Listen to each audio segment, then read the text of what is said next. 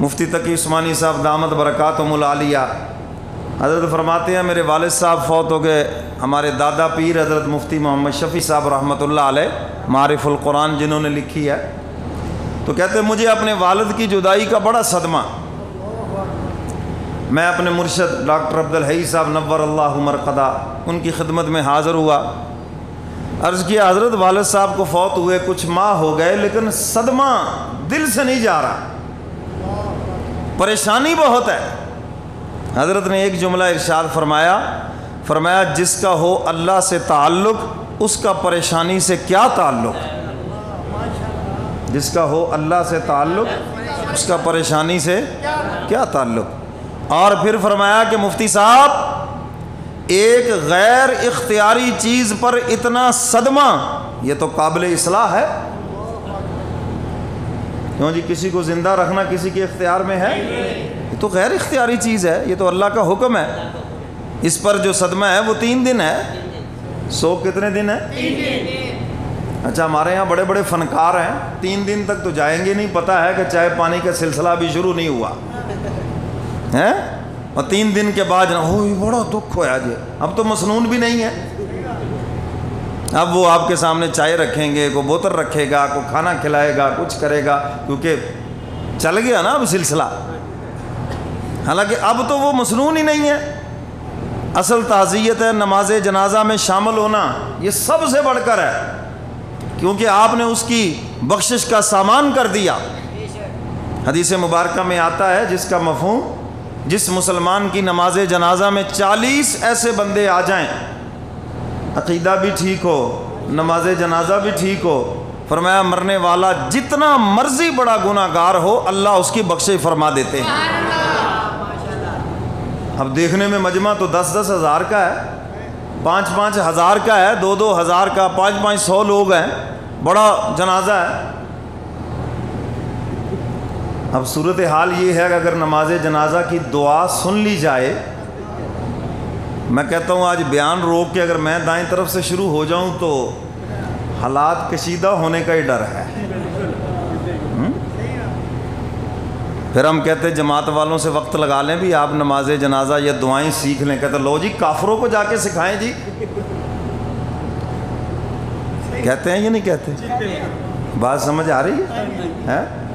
تو بھائی اگر آپ یہ نماز جنازہ کی دعا یاد کر لیں اور 40 بندے یہ پڑھ دیں، اور یہ وہ دعا ہے جو حضور علیہ الصلاۃ والسلام کی زبان مبارک سے ادا ہوئی ہے، اللہ کو محبوب پیارا اور محبوب کی زبان سے نکلے ہوئے جملے پیارے ہیں، اور وہ خدا کے دربار میں قبول ہی قبول ہیں۔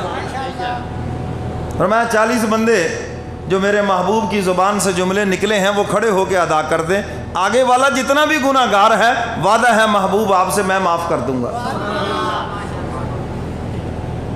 اب وہ 40 لائیں کہاں سے بھائی؟ سردیوں کا موسم ہے، کچھ تو وہ ہیں جو وہ ٹھنڈے پانی کی وجہ سے جوتے بھی نہیں اتارتے، کوٹ بھی نہیں اتارتے، وہ کہتے چلو ایسے ہی کام چلا دو، منہ دکھا دو۔ پہلے تو مرنے والے کا منہ دیکھنے آتے تھے، اب اپنا دکھانے آتے ہیں، ہمیں دیکھ لو۔ بے وضو نماز جنازہ پڑھو، اتنی زور زور سے اس کو جفیاں ڈال رہے ہیں جی، ادھر سے آ گئے ادھر سے آ گئے، بڑا دکھ ہوا ہے۔ بھئی نماز جنازہ آپ پورے آداب سے پڑھتے، اس کی دعائیں پڑھتے، مرنے والے کی بخشش ہو جاتی، آپ اس کے سفارشی ہیں۔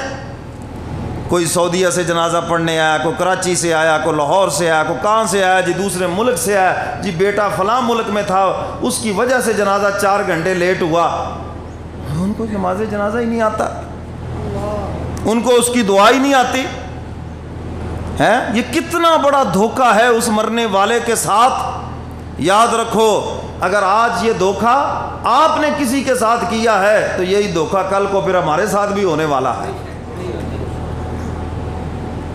ہم سب اس میت کے حق میں سفارشی بن کے کھڑے ہیں، اور اللہ کے محبوب فرما رہے تمہاری سفارش قبول ہے۔